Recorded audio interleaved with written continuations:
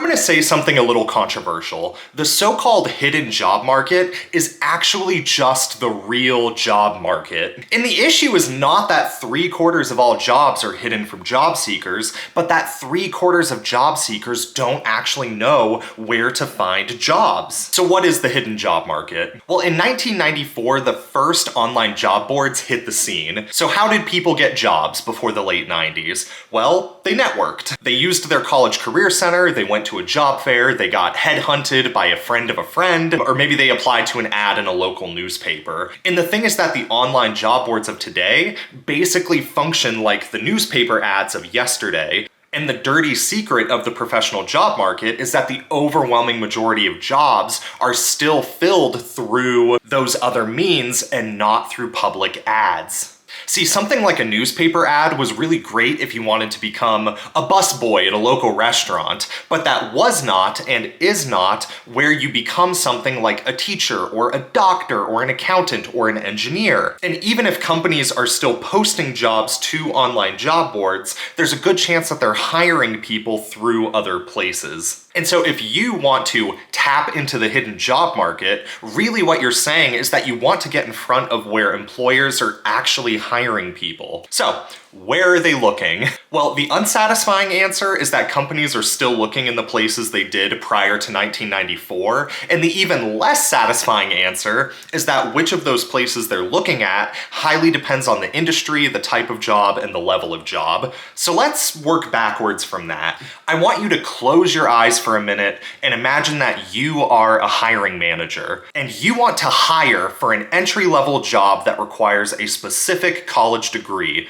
Doesn't matter what it is. Which would you rather do? Would you rather post that job on Indeed or in a newspaper and open yourself up to hundreds of irrelevant applicants from the general public with the blind hope that one diamond in the rough might apply?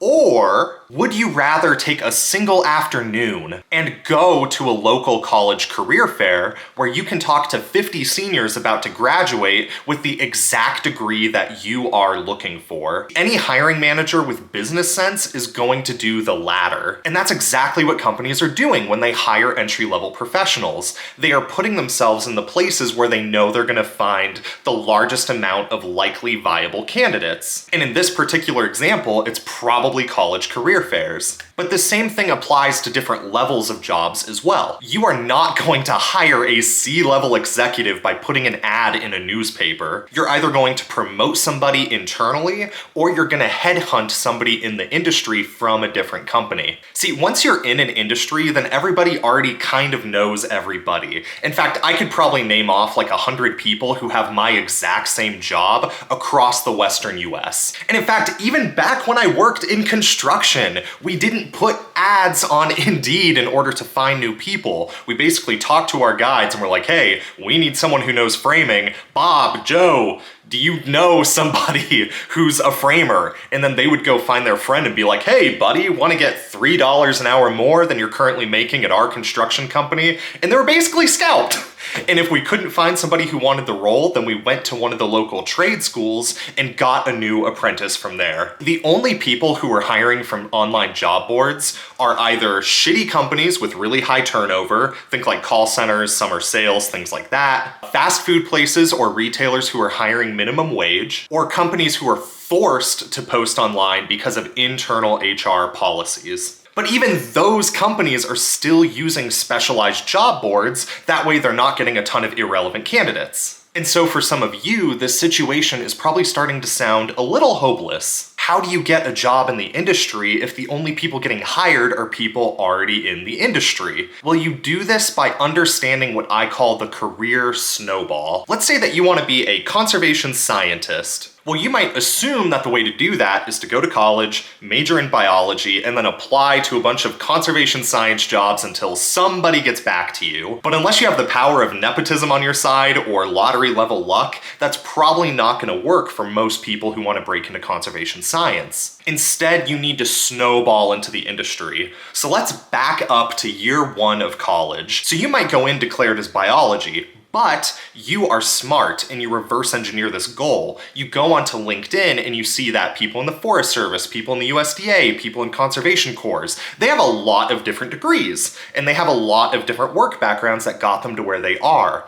So instead of picking biology because it's a word that you know, you pick an actual major that resonates with you. So let's say in your case, it's wildland management. Well, you switch into wildland management, and then that first summer, you go and basically pick up garbage in a national park for, minimum wage. And so even though you were just picking up trash, the fact that you worked in a national park means that you functionally have experience in the conservation industry. So you go back into your college your second year, and you use that experience in order to land a basic undergraduate research job at an ecology lab. So you've got that experience, you work in that lab, and then you start to get involved with a, sustainability-centric club at your university. Well, slowly this is gonna start compounding over time, and all of those little experiences are going to add up to a very big, impressive resume, which is gonna get you increasingly more prestigious, interesting, and industry-oriented opportunities that are actually in line with your particular career goals. And the next thing you know, you go to your college career fairs your senior year and you are drowning in offers to do all kinds of things until you finally settle on a conservation science job at, a national office in DC. I don't know.